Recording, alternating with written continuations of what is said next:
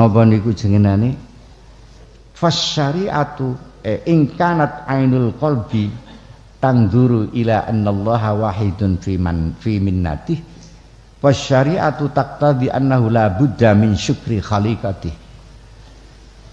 Kalau mata ini, mata hati, kalau mata ini sudah yakin berupa anugerah apa saja, maka syariat itu menganjurkan kita supaya kita bersyukur kepada makhluk Allah yang menjadi wasithah, yang menjadi wasaid.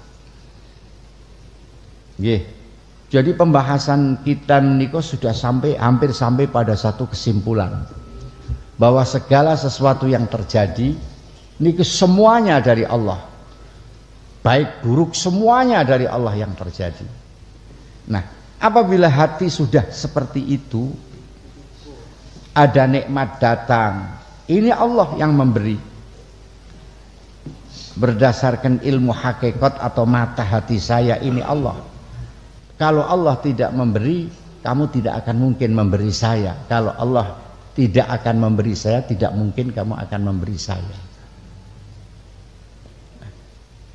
Ewa semono, kita mesti harus mempunyai adab lahir secara syariat bahwa kita mesti harus bersyukur kepada orang yang diperintah oleh Allah untuk menyampaikan sesuatu kepada kita. Matur nuwun, lantaran kamu, matur nuwun. Jadi secara hakiki dia yakin Allah yang memberi pasti, dan secara lahir dia bersyukur juga kepada orang yang mengantarkan dari Allah kepada panjenengan. Sebab niki menembaten dipun perintah kali Gusti Allah mboten saged. Orang-orang yang memberi datang sampean atau musibah-musibah yang datang itu kalau tidak ada tetah dari Allah tidak akan datang. Tidak akan mungkin datang. Mila mboten sembarangan. Senajana barang apik niku gampang. Tapi kalau tidak ada tetah dari Allah, tetap kita sulit melakukannya. Sekalipun akan mencelakai orang itu gampang, tapi kalau tidak ada tetah dari Allah itu tidak akan bisa dia mencelakai. Ini ainil basirah seperti itu, penglihatan hati kita seperti itu. Tetapi adab syar'i kita sungguh pun begitu, kita mesti harus bersyukur kepada orang yang diperintah oleh Allah untuk menyampaikan sesuatu pada kita. Kata atau barang saya ini kata atau, tapi kalau tidak ada taufik Allah sulit toh kita akan melakukan. Nah, angel iki apa? Ngapura kalih tiyang niku angel iki apa? Angel toh karena kita tidak diberi taufik oleh Allah Subhanahu wa taala. Memberi itu angel apa? Ana wong meminta, kita punya 1.000 rupiah kasihkan, itu sulitnya apa? Tapi kalau tidak ada yang menggerakkan, yaitu tidak ada Allah atau Allah yang tidak memberi, delalah kita ya awal atau kita lupa dan lain sebagainya.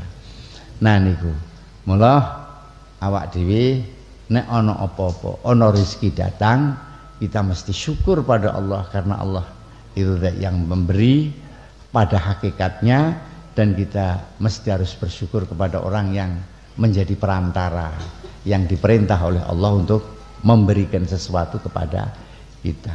Karena sebenarnya orang-orang yang uangnya banyak, di situ ada titipan Allah untuk disampaikan kepada fakir miskin. Nah, kados ngaten. Enten hadis malam yaskurillah, malam yaskurin nas, lam yaskurillah. Sapa wong sing ora gelem matur nuwun karo menungso, ya padha wae ora matur nuwun karo Gusti Allah. Padha wae ora matur nuwun karo Gusti Allah. Kok iso ngono? Iya, itu menunjukkan kalau orang itu tidak punya watak terima kasih. Dia tidak menghargai yang memberi jauh-jauh pada sampean atau yang memberi kemudahan kepada sampean, tidak menghargai itu. Apalagi Allah, dia mesti lupa. Nah, wa annan nasa fi dzalika ala thalathati aqsamin. Menungso niku nalikane ana nikmat teka niku terbagi menjadi 3. Nomor 1 ghafil munhamik fi ghaflatih qawiyad dairatu khissih. wantamasat hadratu qudsih panadaral ihsana minal makhlukin wala yashhadhu mir rabbil alamin imma i'tiqadan fasyirkuhu jali. Ketika nikmat itu datang kepada orang tersebut, ini terbagi menjadi 3 sikap orang itu. Yang pertama, orang itu lupa pada Allah, lupa, yang diingat nikmatnya itu tok, duwike iku tok. Sudah 5 tahun merancang ingin mempunyai istri yang cantik, keturutan sing diilingi mung bojone tok, ora kelingan Gusti Allah. Ghafilun munhamikun fi ghaflati. Jadi karena dairatu khissih, penglirike niku kuat banget nih gone hal-hal sing sifatnya ketok moto, sedangkan hatinya niku terbusak dari hadir keharibaan Allah. Mula fanadharal ihsana minal makhlukin, dia melihat semua kebaikan itu hanya makhluk yang mendatangkan, tanpa makhluk tidak akan ada kebaikan ini. Dia sama sekali tidak melihat Rabbil Alamin. Ini orang kafir, ini orang syirik. Sudah jelas ini syirkun zahirun, syirkun jaliyun. Kalau sampai jenengan hanya seperti itu, sama dapat nikmat, kelingan nikmat itu, dan kelingan pada orang yang memberi itu tok, menuso sing aweh. Matur nuwun, pemurano kowe aku wis mati, ora ana kowe aku wis ngeleh. Syirik niku tiyang niku. Niki cara hikam ngaten. Sing ora nampa ya karepmu. Niki cara hikam kados ngaten. Jadi kita mesti juga harus ingat bahwa itu datang hakikatnya yang memberi Allah. Orang itu hanya sebagai utusan saja, atau sebab-sebab yang ada yang kita lakukan itu hanya sebagai sebab saja. Jangan sampai murni pikiran, wah pemakurang ini ngene kok, pemakurang ini mati aku, wah tujuh aku ngene lamun aku rugi. Ndak boleh kayak begitu, ndak boleh. Ya, kita mesti harus semuanya ning hadis niku, hadis sahih mutawatir, barang iku ora ngenani kowe kok mergo kowe endo kowe ora, pancen Gusti Allah lagi orang ngenake senajan mung kurang 1 senti. Barang iku ora teko nang awakmu, ora diwenehno nang awakmu, ora mergo sebab-sebab ora. Wah, sebab aku ngene aku iso dadi sugih, bukan. Tetapi memang itu sejak awal sudah akan diberikan oleh Allah kepada sampean. Ini harus ada di dalam hati kita. Musibah juga begitu, musibah yang datang. Kita jangan lupa daratan. Wah, iki sebabnya ngene, goleki sebabnya terus. Kalau dipotong sebabnya itu nanti akan henti. Itu tok ora kelingan nek iki sing nekake Gusti. Kita ahli hikam ndak boleh begitu. Kita mesti juga harus yakin bahwa musibah-musibah itu sekalipun yang mendatangkan Allah, dan kita diwajibkan oleh Allah untuk ikhtiar. Kalau kita sudah ikhtiar lahir, ikhtiar batin, hati kita, akidah kita masih utuh semuanya yang mendatangkan Allah, apalagi yang kita resahkan, apalagi yang kita cemaskan. Nggih to? Napa sampean jaga ke masker iki sampean ora kenal. Nah, bukan Gusti Allah ini. Nah, dan sampean masker itu hanya mengikuti kewajiban syariat karena kita mesti harus ikhtiar. Paham nggih? Ana wong wah-wah sangka hikam ketemu aku tak welehke. Bismillahirrahmanirrahim. Tapi ada juga orang yang memang sumende datang Allah, tapi dia juga sumende datang makhluk. Lah ini kelas kita. Ini kelas kita biasanya ngono kuwi.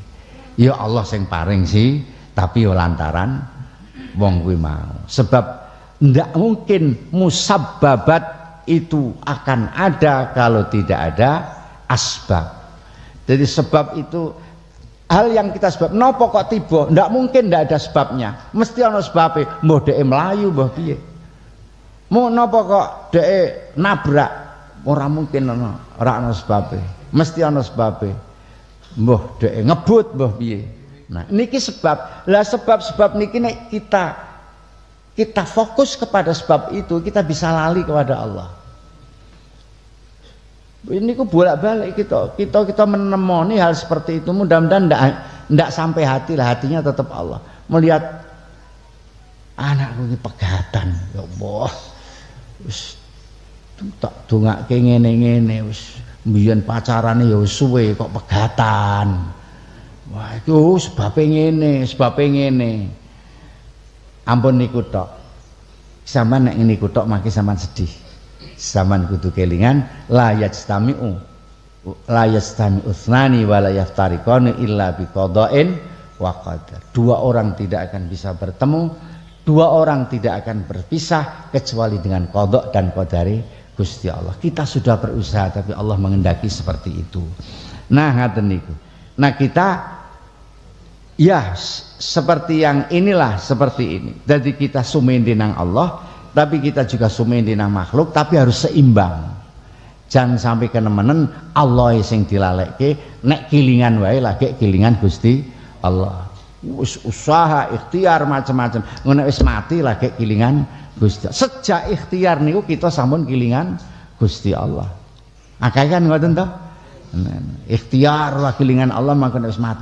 Innalillah lagi ngono. Upama yaune iki lali do innalillah, ya semuanya sebelum dan sesudahnya tetap kita ini milik Allah.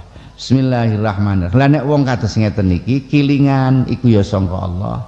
Kilingan ya iku sangka menungso, sangka sebab niki nek diterus-terusno niki sirike iso dadi syirik khafi.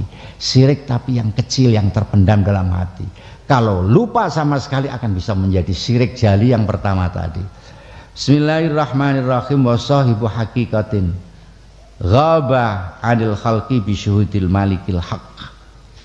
Wa faniya 'anil asbab bi syuhudi musabbibil asbab. Fa huwa abdun muwajahun bil haqiqah. Dhahirun 'alaih sanahu salikun lit tariqah. Ila akhirih. Orang yang kedua, tadi ada 3, 1 ghafil. Orang yang ketiga itu orang yang punya hakikat, hanya hakikat saja. Dia hanya menggunakan hakikat saja, orang yang kekuatan hakikatnya itu sudah betul-betul menyatu di dalam hatinya. Sehingga dia gaib sang makhluk, hanya melihat Gusti Allah mawon. 3 iwong sekarang orang muni matur nuwun ya, matur nuwun. Gak ngono. Malah nek almarhumah ibu kula dikatakoki, diaturi malah kaya ngono kok kakek makne. Niku mergo gaib pikirane ning Gusti Allah. Suwe wong kono, kadang-kadang ngaten niku. Pikirannya hanya Allah saja. Seperti zaman ingat nanti akan datang Siti Aisyah radhiyallahu anhu ketika dicoba oleh Allah sebulan penuh diisukan beliau itu selingkuh, sampai akhirnya turun ayat Baro'ah, surat Baro'ah sing membebaskan Siti Aisyah dari Allah dari dugaan-dugaan yang tidak baik. Ketika ayat itu turun, Kanjeng Nabi ada, Abu Bakar ada, ibunya juga ada, istrinya Abu Bakar ada. Begitu ayat turun dibebaskan Siti Aisyah, kamu bersih. Siti Aisyah didhawuhi oleh Abu Bakar supaya syukur ning Kanjeng Nabi, kowe matur nuwun karo Kanjeng Nabi. Wong Kanjeng Nabi sing nyuwun karo pangeran wis dituduhi. Rak, aku syukurku karo pangeran. Ngopo syukur karo Kanjeng Nabi? Ngoten niku. Mergo lagi dia lagi masuk di dalam bahril hakikah. Ada orang kayak begitu. Wis pangeran lah, tapi tiang niki hidupnya tidak akan bisa lintas apa itu namanya, lintas alam, ndak bisa. Dia hanya di alam gaib, ora iso kumpul kali tiang. Tapi itu tidak salah, itu benar dan tidak disalahkan oleh Allah, karena dia pikirannya hanya Gusti Allah mawon. Selepas apapun perjalanan pikiran itu tetap baline nang Allah mawon. Dia hanya melihat pada musabbibil asbab, tidak melihat kepada asbab. Nah, orang niki biasanya relatif tenang. Anake mati, kelepek, anakku jebul di kersake pangeran yo.